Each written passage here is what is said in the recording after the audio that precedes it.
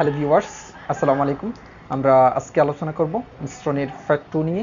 ইতিপূর্বে ফ্যাক্ট 1 এ আমরা ভিন্ন ভিন্ন দামের জিনিসের মিশ্রণ দেওয়া থাকলে কিভাবে মাত্র একটি নিয়মে এই ধরনের যে কোনো প্রশ্ন সমাধান করা যায় সেটা নিয়ে আলোচনা করেছি।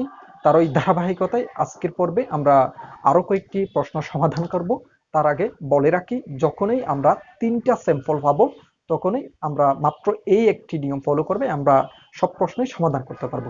সেটা হতে পারে, যেমন দেখেন, এক দোকানদার প্রতি 100 গ্রাম 15 টাকা, দেখেন এখানে ফার্স্ট স্যাম্পল হচ্ছে 15 টাকা দামের একটা জিনিস, এরপর হচ্ছে 20 টাকা দরের, আরেকটি হচ্ছে 20 টাকা দরের। তাহলে আমরা দুটা স্যাম্পল পেলাম। কি অনুপাতে মিশ্রিত করলে 100 গ্রাম চায়ের দাম 16 টাকা 50 পয়সা?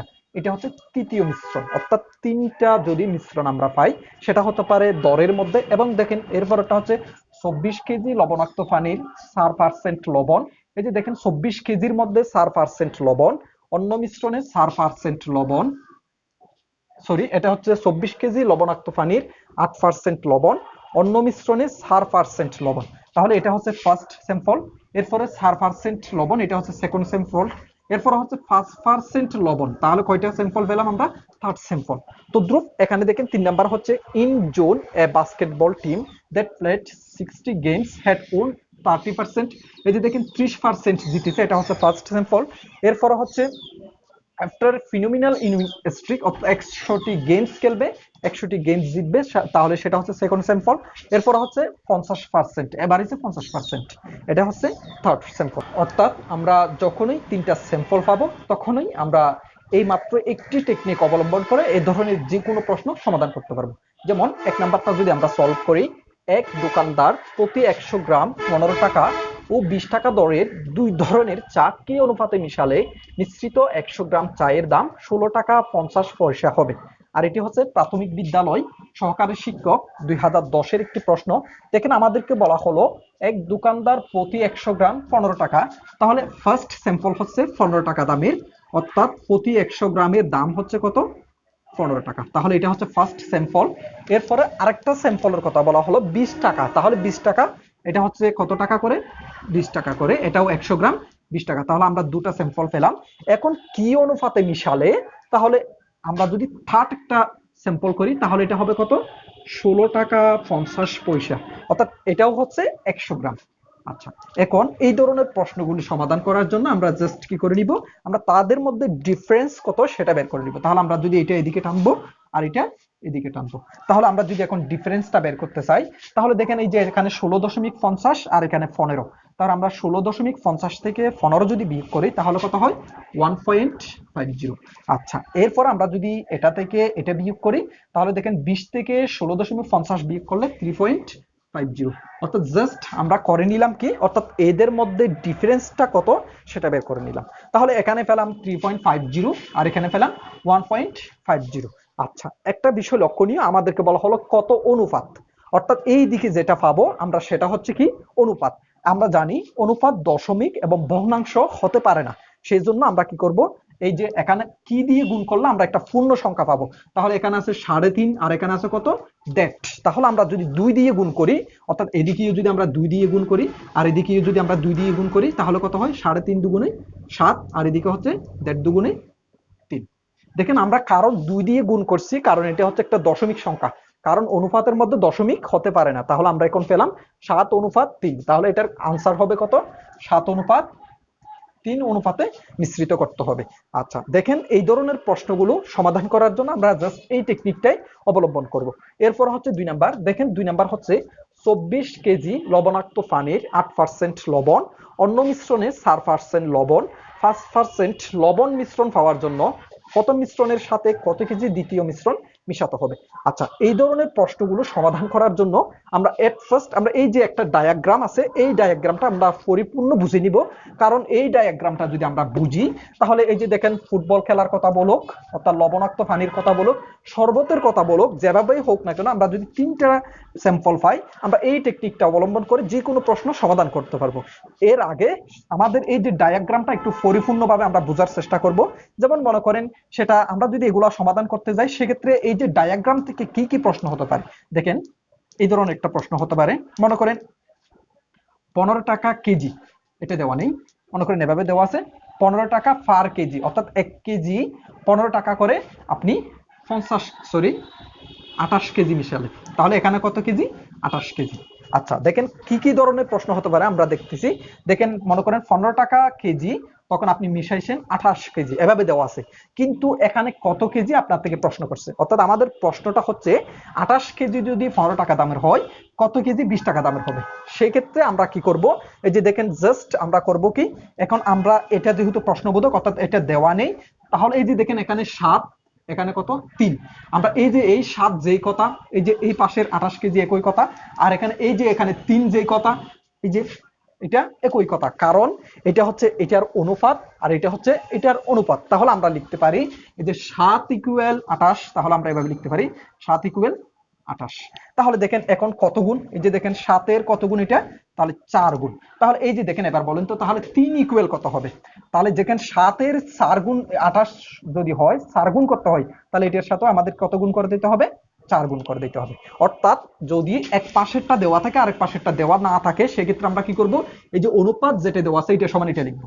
তাহলে দেখেন এই যে 7 সমান 28, তাহলে এখানে কত গুণ? এই যে 7 এর 4 গুণ।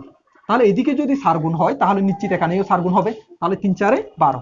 আচ্ছা এরপরে মনে করেন এভাবেও দিতে পারে, এখানে দিছে মনে করেন হোয়াট, এখানে দিছে 21, সেক্ষেত্রে আমরা কিভাবে বের করব?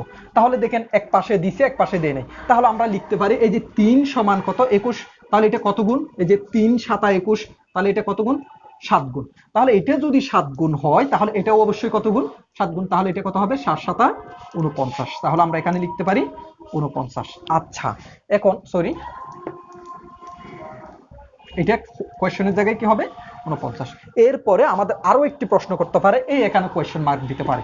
তাহলে দেখেন এই যে এখানে এটা হচ্ছে টোটাল, অর্থাৎ এই যে এখানে 49 কেজি, এখানে কয় কেজি? 21 কেজি, এই দুটা যোগ করলে এখানে টোটালটা আসবে। দেখেন আমি আবার বলছি, মনে করেন 15 টাকা দামের 49 কেজি মিশাইছেন, 20 টাকা দামের 21 কেজি মিশাইছেন, তাহলে আপনি কত কেজি মিশাইছেন টোটাল? তাহলে টোটাল তো একেবারে সহজ, কারণ এখানে মিশাইছেন 49 কেজি, এখানে মিশাইছেন 21 কেজি, তাহলে এখানে টোটাল এই যে 49 যোগ 21 যত হয় সেটাই হবে এখানকার টোটাল।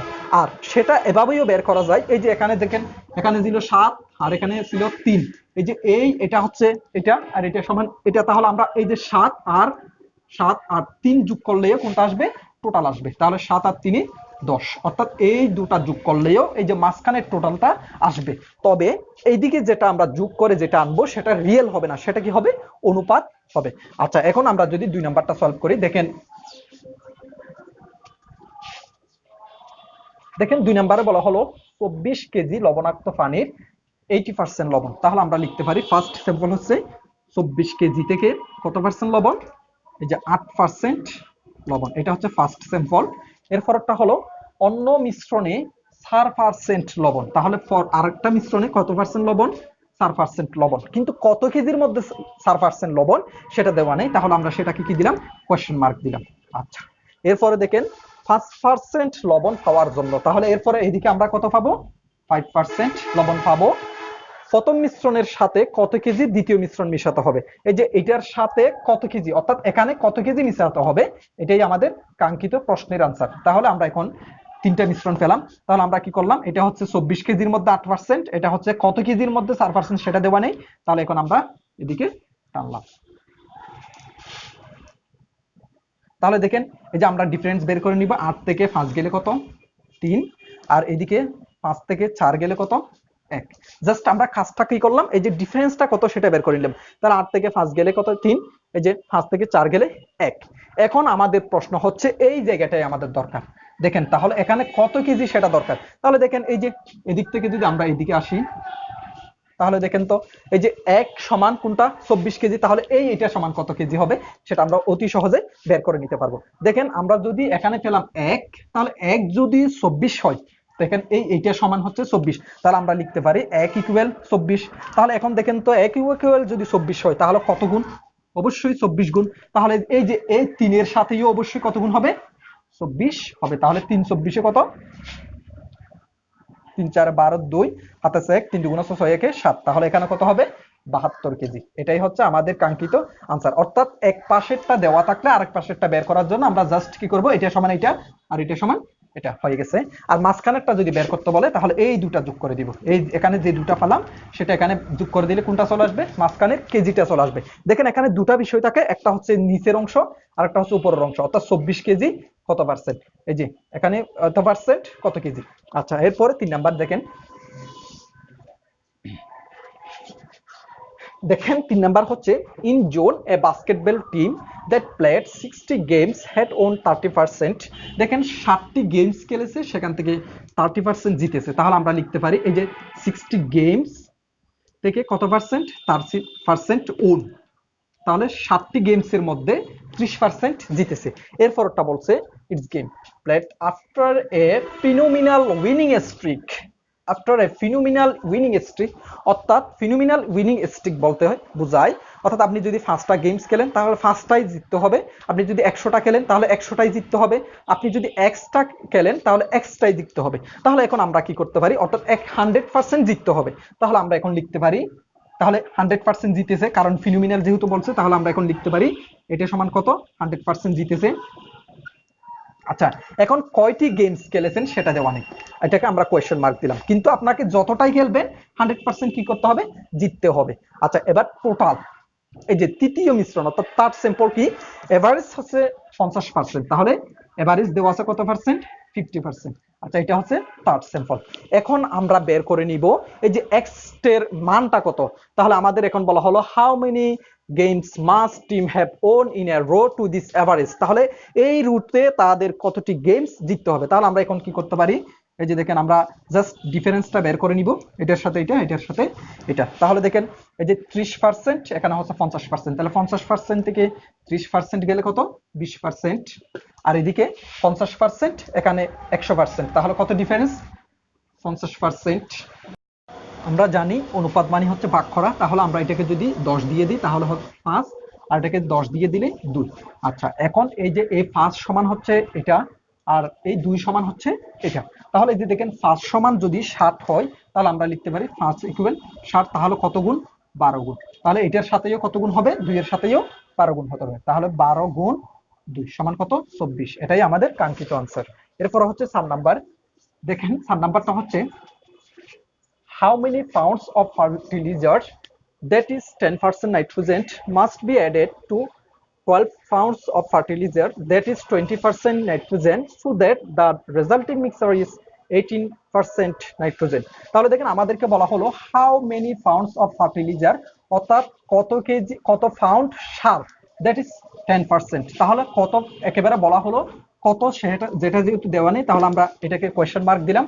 তাহলে কত পার্সেন্ট নাইট্রোজেন, 10% নাইট্রোজেন, অর্থাৎ কত পাউন্ড সারের মধ্যে 10% নাইট্রোজেন, তাহলে আমরা এটাকে কোয়েশ্চেন মার্ক দিলাম, এটা 10%, তাহলে এটা ফার্স্ট স্যাম্পল পেলাম। এরপর সেকেন্ড স্যাম্পল হচ্ছে added to 12 pounds of fertilizer that is 12%, তাহলে কত পার্সেন্ট, 20%, এই একটা স্যাম্পল পেলাম। আর এটা হচ্ছে কত পাউন্ড, 12 পাউন্ড। আচ্ছা তাহলে এই একটা স্যাম্পল পেলাম। এরপরে আমাদেরকে বলা হলো এই যে রেজাল্টিং মিক্সচার হচ্ছে কত, 18%, তাহলে আমরা এটাতে কি দিলাম, 18% দিলাম। আচ্ছা এখন আমরা যদি কি করি, এই যে ডিফারেন্স কত সেটা বের করে নিই, তাহলে দেখেন এখানে ছিল 18% আর এখানে হচ্ছে 10%, তাহলে ডিফারেন্স কত, 18 থেকে 10 গেলে 8, আর এদিকে ডিফারেন্স কত, এদিকে হচ্ছে 18 আর এদিকে হচ্ছে 20, তাহলে ডিফারেন্স হচ্ছে 2, আচ্ছা ইকুয়াল ইকুয়াল, এদিকে পেলাম 8 আর এদিকে পেলাম 2, তাহলে আমরা যদি ছোট করে ফেলি, এটাকে 2 দিয়ে দিলে 1 আর এটাকে 2 দিয়ে দিলে 4। এখন দেখেন আমরা যদি এই যে দেখেন এটা সমান কোনটা, এটা, তাহলে এই যে 4 সমান যদি 12 হয় তাহলে 4 ইকুয়াল 12, তাহলে কত গুণ, অবশ্যই কত গুণ, 3 গুণ, তাহলে এটা কত গুণ হবে, 3 গুণ হবে, তাহলে 1 গুণ 3 সমান 3, এটাই আমাদের কাঙ্ক্ষিত আনসার। তাহলে এখানে আনসার হবে কত, 3।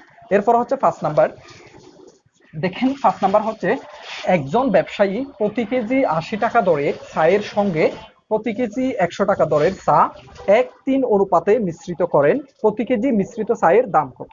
আর এটি হচ্ছে প্রাথমিক বিদ্যালয় প্রধান শিক্ষক নিয়োগ 2008 এর একটি প্রশ্ন। দেখেন আমাদেরকে বলা হলো প্রতি কেজি 80 টাকা, তাহলে আমরা প্রথমটা পেলাম প্রতি কেজি 80 টাকা। এরপরে দ্বিতীয়টা হচ্ছে প্রতি কেজি 100 টাকা, তাহলে দ্বিতীয় মিশ্রণ কত, প্রতি কেজি 100 টাকা, তাহলে এটা হচ্ছে প্রতি কেজি 80 টাকা আর এটি হচ্ছে প্রতি কেজি 100 টাকা।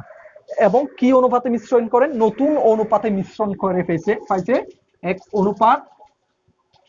দেখেন আমরা এতক্ষণ পর্যন্ত আমরা যে অঙ্কগুলো করেছি আমরা অনুপাতটা আমরা বের করি, এই যে দেখেন এই অনুপাতটা আমরা বের করতাম, কিন্তু এই প্রশ্নে যে অনুপাতটা আমরা বের করব সেটা এখানে দেওয়া আছে, এই যে দেখেন 1:3।